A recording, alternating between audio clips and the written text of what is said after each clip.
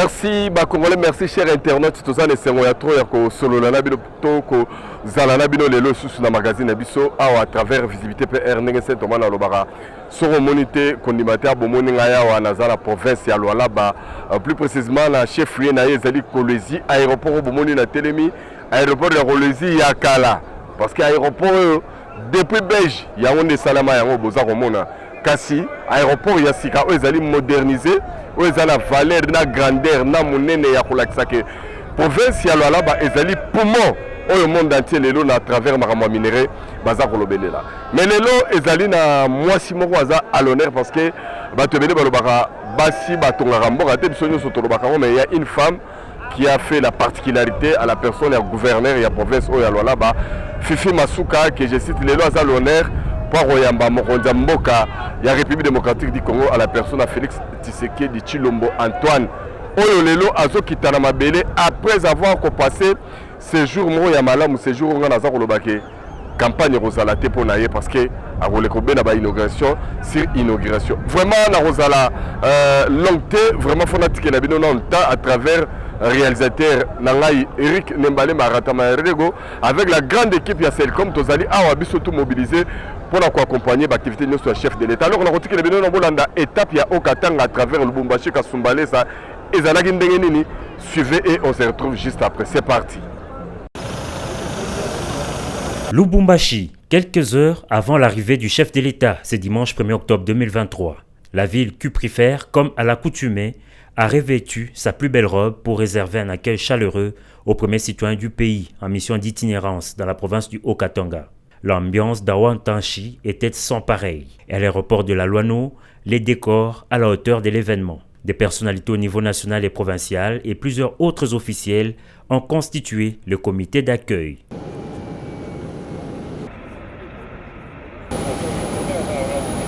La nuit tombée, l'avion présidentiel se pose sur le tarmac. Le président de la République Félix Antoine Tshisekedi Tshilombo et la première dame Denise Nyakero Tshisekedi sont accueillis par le gouverneur de province. Après les salutations avec le comité d'accueil, le chef de l'État, au sortir des installations de l'aéroport, s'est offert un bain de foule.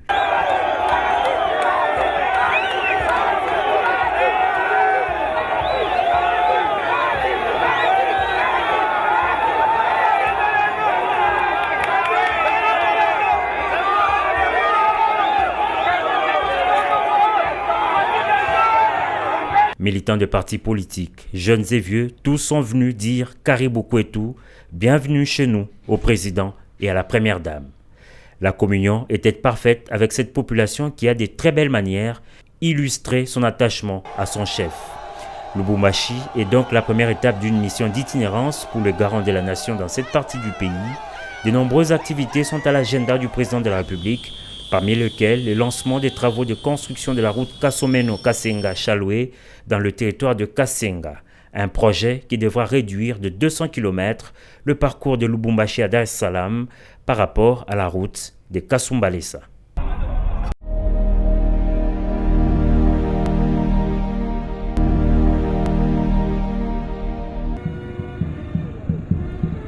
Couché longtemps sur du papier, le projet de construction de la route Kasomeno-Kasenga-Chaloué devient, 10 ans après, une réalité. Pour ce projet, considéré comme l'un des plus grands du partenariat public-privé jamais mis en œuvre dans la région de la SADC, Communauté de développement de l'Afrique australe, Félix Antoine Tshisekedi Tshilombo et Hakainde Hichilema se sont retrouvés ce lundi 2 octobre 2023 à la frontière congolo-zambienne des Chaloué, dans le territoire de Kasenga, province du Haut-Katanga. C'est donc une nouvelle phase de coopération entre les deux pays scellée lors de la cérémonie de ce jour consacrée au lancement des travaux de construction de la route Kasomeno-Kasenga-Chaloué et le pont à Auban à jeter sur la rivière Luapula. D'après l'agence congolaise de grands travaux, maître d'ouvrage délégué du ministère des Infrastructures, Travaux publics et Reconstruction, ces projets intégrateurs dont le coût de travaux est évalué à 252 420 790 $, a l'ambition d'améliorer tant la fluidité du réseau social que les conditions socio-économiques des deux pays respectifs. alternative de la route existante qui quitte Dar es Salaam et qui rejoint Lubumbashi à travers Kasumbalesa, la matérialisation de ce projet a été saluée tour à tour par les responsables en charge des travaux, mais aussi par le gouverneur de la province du Haut-Katanga, le ministre zambien en charge des infrastructures et travaux publics et du premier ministre congolais, fils du terroir. Les deux chefs d'État ont été par la suite invités à effectuer la pose de la première pierre de construction de ces différents ouvrages à la grande satisfaction de la population. Nous sommes très heureux, je suis très heureux d'abord personnellement et nous sommes très heureux d'avoir un pont parce qu'on avait des difficultés. Parfois les véhicules traversaient sur des barges, mais cette fois-ci on aura la facilité parce que les véhicules commenceront à traverser à travers d'un pont. Ça fait longtemps, depuis que Kasenga et Kasenga, nous n'avons jamais vu un président descendre dans notre territoire, dans notre terre. Mais aujourd'hui on voit le président Fachi Béton, il descend ici à Kasenga. En tout cas,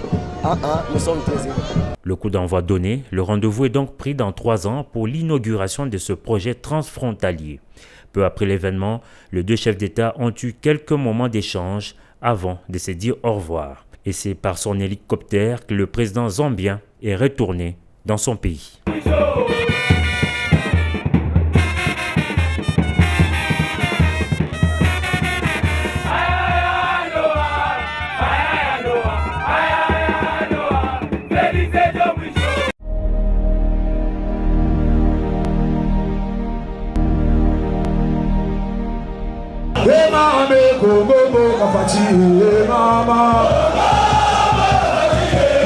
Une foultitude, un débordement, un déferlement. Kasumbalesa est cette localité où le temps s'est arrêté ce mardi 3 octobre 2023. Ses habitants se sont donné rendez-vous sur ce terrain où le garant de la nation en visite pour inaugurer des infrastructures devra s'adresser à eux. Kasumbalesa 100% sûr. Tout ça c'est Fachi Béton. Puisque Fachi Béton, banda soit qui pouvoir. Tomoni quand même Bazela et Salami, Badouane, Nakabiso Kasumbalesa, quand même ça qui toko makasi. Nakasumbalesa tozaki na Bazela teme, na mwana Kasumbalesa nzela il komi. Tozaki na muka kwa bima awati sakanya. Zela zakite bato wana kolala na zela, une semaine, 2 semaines na zela. Maintenant pour na sikoyo pour na Fachi oyo, 1h30 minutes toza na niveau ya sakanya. À l'arrivée de l'escorte présidentielle, la foule déchaînée a réservé un accueil triomphal au président de la République et à la première dame. Introduit par le gouverneur de province du Haut-Katanga, le chef de l'État Félix Antoine Tshisekedi Tshilombo a débuté son adresse par des mots de remerciement. Bosali ngai surprise monene nandimaki te ke bokokai koya ebele boye. Merci Mingi, merci Mingi. Je suis à Kasumbalesa pour apprécier les infrastructures réalisées, a indiqué le président. Il a par ailleurs appelé les jeunes à s'unir et à promouvoir l'unité en parlant d'une seule voix.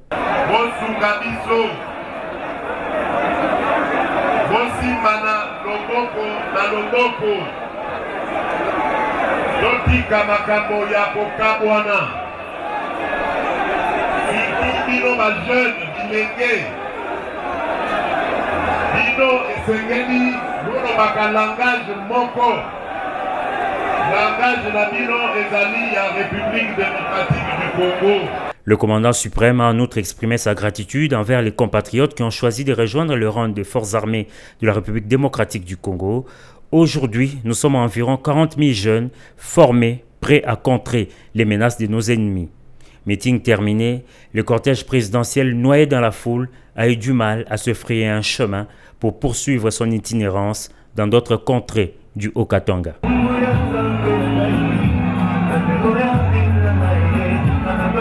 Merci là-bas Congolais, vous avez papier la monde natif Bomoni. Voilà Boti Kolanda Moronzamboka, Félix Antoine Tshisekedi Tshilombo, chef de l'État Fachi Béton, étape Yakatara Bomoni Lelo, même Kasumbalesa Botali Lelo, ezala lango depuis l'époque coloniale, mais Lelo est modernisé grâce à le bâtisseur du Congo, Félix Antoine Tshisekedi Tshilombo. Alors nous avons toujours que ce communauté condimentaire, voilà la population déjà basée à Batondi Meke. Pour la Royamba Namberouane, pour la Yamba, Moronzamboka et Negena Lobaki Dabido que nous allons mobiliser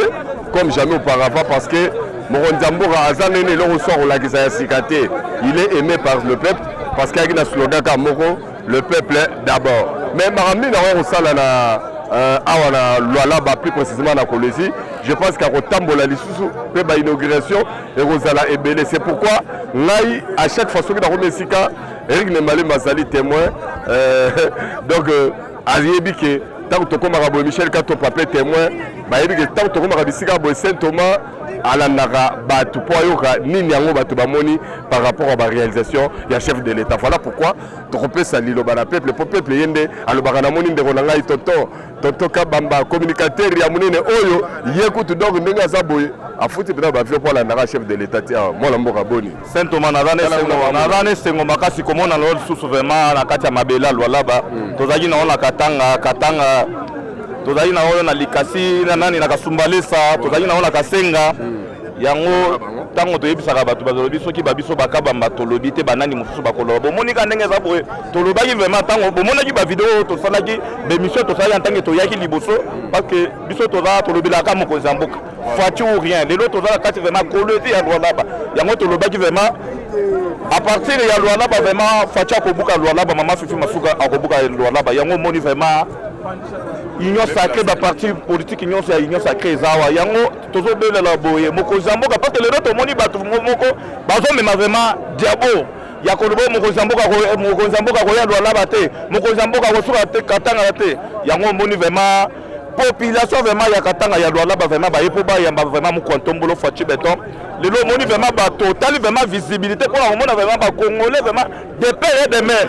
bazaka na mokonzi ya mboka vraiment na mutema balingi mokonzi ya mboka Félix Tshisekedi Tshilombo lelo vraiment soki totali pona nini te biso jeunesse pe to soutenir mokonzi ya mboka parce que totali vraiment mokonzi ya mboka vraiment azana confiance na souci vraiment ya jeunesse alobaki vraiment il faut comme sa jeunesse ba millionnaire jeunesse ango bangoyi on vraiment parce que toya kotika peut-être ba papa basala vraiment politique na bango ekoka pe awe komi tour ya jeunesse yango moni jeunesse nyonso eyo yamba ba maman ba papa ba yamba vraiment mokonzi ya mboka batelema ndengo moni banda 10h bolingo vraiment Félix Tshisekedi Tshilombo eleki yango moni bazana moyo wana bon avant la succès na yo pour la tout la bato bazé belé bato fo balobawa pour solo la paix nationale bato atilu ba pe ba roloba soki Congo pe zali ba roloba parce que zali 4 langues nationales et on a de l'extra identité na biso que toza ba de père et de mère par rapport à patriotisme mais awa toza la province oza dirigé par Mwasi balobaka basi batongaka mboka te mais il paraît Mwasi atongi ayebisa biso nano biloko nini esalami mpenza mpo balobi pari Mwasi atongi makasi fifi masuka biloko nini po awa toye po tomona biloko nini mpenza ya suspect oyo etongami ndeko Saint Thomas oyebi kabamba ndenge aza boye azaka busolo biso toane si bacommunicateur toloba makambo ya basentiment te avant nano bino boya biso toyaki déjà équipe d'avance totali bachantier te mama wana aza moto aobetela moboko lelo ntango ngaka bamatango naleka na batv nazoloba tozolinga bato bazosoutenir chef de l'état ya kosoutenir ya maloba te ya lelo vraiment na moi bana chef de l'état na butu bana mundele bana bato ya ngambo yango moni vraiment lelo il faut d'abord mama fifi masuka saini tobetele vraiment maboko parce que lelo vraiment mokonzi ya mboka parce que nakolinga natalisaka bato mosusu oti lelo bazondima yeka te mokonzi ya mboka nanu ye moko nanu apesi nanu confiance aza eloko nazosepela na mama wana namoni nano natika omona wana gouverneur mosusu te arrivé nanu na chef de l'état ye atiki biro ye moko azosensibilize bato amobilize bato mpona baya koyamba chef de l'état aza moto azosala mosala amérité aza quand même topesa ye nano eza nanu ta na ye nano topesa nano parce que lelo vraiment balola be tango makambo na koloba mutu moko akocontredire ngai faut zaka mutema mabe parce que lelo biso tozoloba bato bazosoutenir chef de l'état soki bazosoutenir chef de l'état biso bakabamba tokoyaka tokolobelo lelo ka ndenge nga nazolobele bodamu soki namoni atengami nakoyaka Saint Thomas na micro na o naobi te omoni mutu wana na bando olobela lelo nanu faut nanu toprofiter topesa tosoutenir mama fifi masuka parce que aza na vision chef de l'état eloko nazosepela na ye aza na tribalisme te azosangisa bikolo nyonso ndenge tata mokonzi omoni lelo nani mutu andimaki vraiment Félix Tshisekedi lelo akolia na bakabiliste lelo bazingi lelo ba FDC ebele lelo toza na babiloko soki totali assemblée provinciale ezali biloko ya sika oyo mama Fifi Masuka tongi lelo soki totali banzela biloko eza ebele tokokonte te tokokoma baéchangeur omoni report eza makambo ya koloba quand même il faut nabosana parce que biloko atongi eleki ebele fe toma biloko atongi eleki ebele. Merci tonton toclotire na yo ozala mosika te voilà ndeko mpe namoni oyo oza lwala be obe otikisa sa. Donc en tout cas moi nakoloba mpe na lingala et puis naloba susu na Swahili. Jambo baba. Jambo sana mzee. Tuko hapa na Kolwezi Bosema bayo kaka biso moye ko nasema hivi tuko ba cadre ya parti ya Mukontombolo Faci Beton mwenye jo mwenye tunakia kumukokela hapa kwetu Lualaba angara mitu ya bingi baraza sema ni ndoto make leo haiko ndoto irisha kwa ni réalité, c'est-à-dire ma réalisation yote madame iko la femme en province, c'est pour la fierté du chef de l'État, c'est pour la fierté aussi de notre pays qui est la RDC. Jumala tunamiambia hivi moyo sema ile mabongo baraza kulanda mabongo irisha kuisha mabongo yote baraza kulanda irisha isha. Mama Fifi eko nafanya kazi pour le compte ya Union Sacrée qui est la vision du chef de l'État. Na chef de l'État Mukontombolo nafanya kazi ile inastahili angara ma Eve angara programme à PVDR ma réalisation ami angara to iko mingi on ne peut pas compter parce que c'est vraiment immense. Inakuwa ya mingi angara tukuna ma aéroport banaenga mzuri parce que bana wengine wanazo saa parano shinjo tulianza mo orianza siko rubifanya urubifikisha kumwisho donc ufanya kazi mais akufikisha kumwisho shitra umpikia mama Fifi Beton accenti parce que anafanya kazi mzuri na tunaona ma realisation ma œuvre kuko mabalabala banafanya tunangalia banafanya aéroport tunangalia banafanya banaenga assemblée tunangalia tuko na ma échanger avec nenda kuyenga. Donc il y a plein de choses pour moi, je ne sais pas comment expliquer, c'est pour faire voir que Mama Fifi anayo kufanya kazi anastahili tumureconduire tena pour le deuxième mandat. Je dis je vous remercie. Voilà, naebisaki bino ke awa tozali na Lualaba et ba congolais baza ini boti kolanda lingala boti kolanda muso alobi na Swahili Chiluba pe zali awa tokoka pe bato Chiluba donc bakoloba parce que awa eza makambo mokonzi mboka awa eza makambo Lualaba makambo Fifi Masuka makamune ba ya ba réalisation. Na lingi te bo pesa ba opposant discours parce que toza na électoral. Je comprends que mutujo soyo kinga. Papa, où est toi ou ndeko journaliste. Voilà, pinde o twambila ko kuboyeba wewe ba tudi mu Lualaba mwa Fifi Masuka. Linga ni biti bien zero de muka jewewo bwani fumu wadi tunga alors ko mutu anyama ko mikolo. Moi mufumu ndo mwana etu nyingule chabani ba mumusoko utuji anyimu province wa Lualaba. Malu menze ka malu mimpa bikola akacha musokwe wanyi province kacha wa banka imanyi kwenze kato mubukalenga bwa Felix Antoine Tshisekedi Tshilombo mfumwaji tunga ni nguve na utu dinenda lelu Mama Fifi Masuka saini bwalbwa se bitu ditumona lelu katu bamaini nitu bimona tu wewe mutangila ma mijimu malu mashancha ji Mama Fifi mu aji mujenze kani akaji majika we wanga yeba ni mwana nchabuso wa mama dini jinanga ja bantu ba mu Lualaba urika bini jinanga ja musoko wa mu Lualaba udini jinanga bi jamfumu wetu wajitung bwalu byaleshi kini ye uji eleva mu wa kanemu ni urumva kabiri me ya mfumu lelu we mutangila bimpuru tangila tudini aéroport wetu mushema udini chia bwabobu ku inokire disila mu matukumake sajalo we mu mwana tunne échanger ani mwaba uri mwikala machine ichila mulu ichila aishi kakuyambute ya jinashi we mutangila bwani jilo jamfumu tangila mama Fifi mushe biro byenda muye yanga yenda wendu mobiliser mubenga malwani to ngani ntuma directeur de cabinet ntuma ngani ntuma nono edede bwalburi bwikala butukemesha butu tuleje mfumu waji tunga bwani ujini muntu mwimpa mulwala mbwalu bwa tribalism mumiaba yabuni we mumona tribalism mulimo mulwala be mu tribalism bikol tet baka sai katuvuni courage wa kuimana ku chaîne wa television kwa kule Chiluba mtu twakule tubutende tusokoma grâce à Mama Fifi, lelo di mumona, tu dis à l'aise, tu dis sentir à l'aise, ni tu dis que c'est que le ndavi kala kabidi à l'aise. Qui va le tout les jours ni Mama Fifi, route mika mu vision wa fumu wetu waji tonga, Félix Antoine Tshisekedi Tshilombo, ni tu dis tous les jours bani fumu, I kala ni di sanga mu abudi musomba manya ni ujini muntu mu ipa mulo alaba, ni we mumona mobilisation eu, kimbwa bantu bonso mbwa Mama Fifi masuka. Mama Fifi kiwanji bwani aleja jinanga aleja bantu bonso monda mujimani munanga mfumu waji tunga ni uruto mfumu waji tunga nyama komikolo.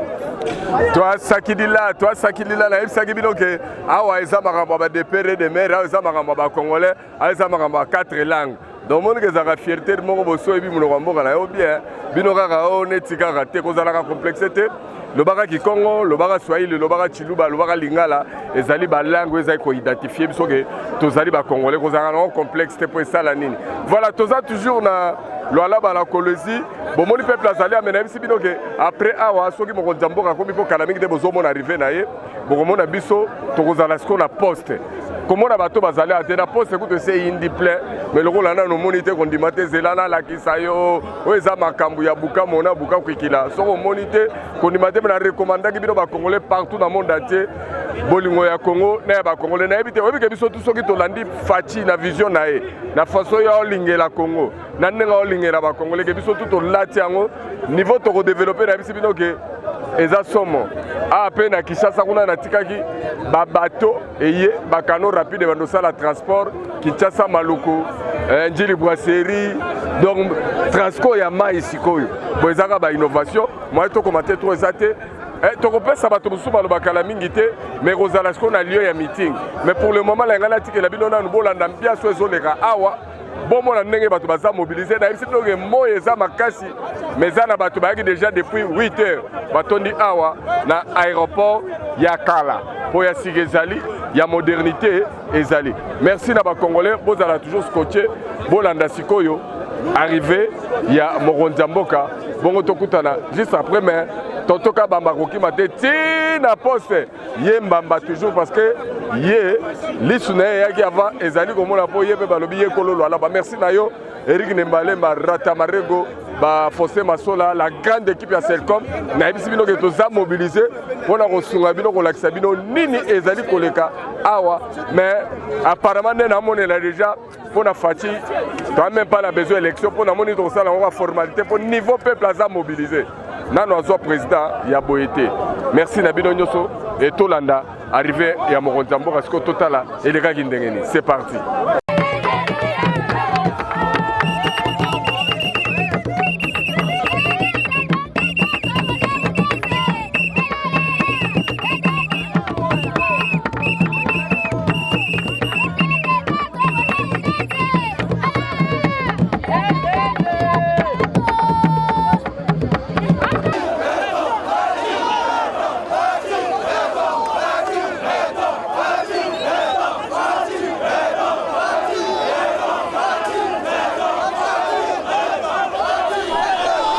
Aéroport international de Kolwezi, il est 17h44 minutes.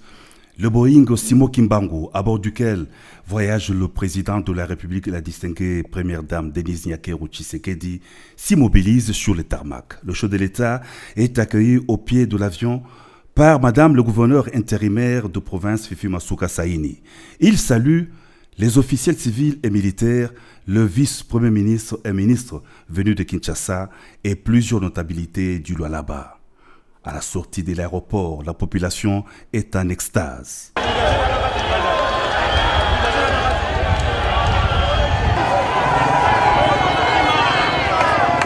Drapeau, banderole, calico, à la main, les Lualabaises et Lualabais ont tenu à exprimer leur soutien au chef de l'État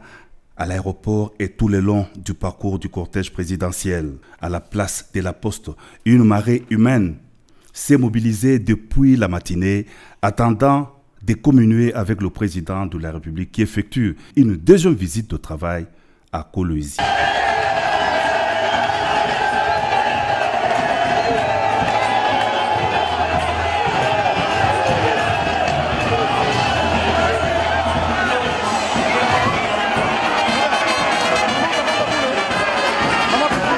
Le président de la République a donné une mention spéciale au gouverneur intérimaire pour le grand travaux des infrastructures de base à Kolwezi.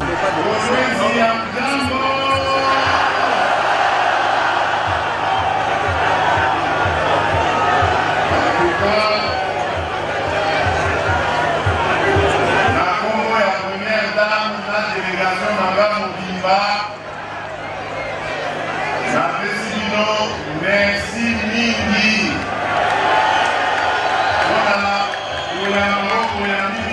Merci.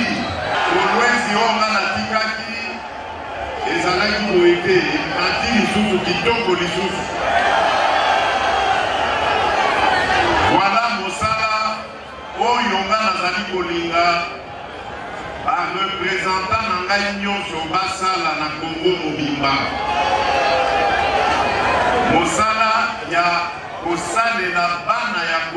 L'argent, les richesses minières doivent construire Kolwezi et le Lualaba, a dit le chef de l'État, qui tient à ce que les provinces minières reflètent la belle image de leurs richesses.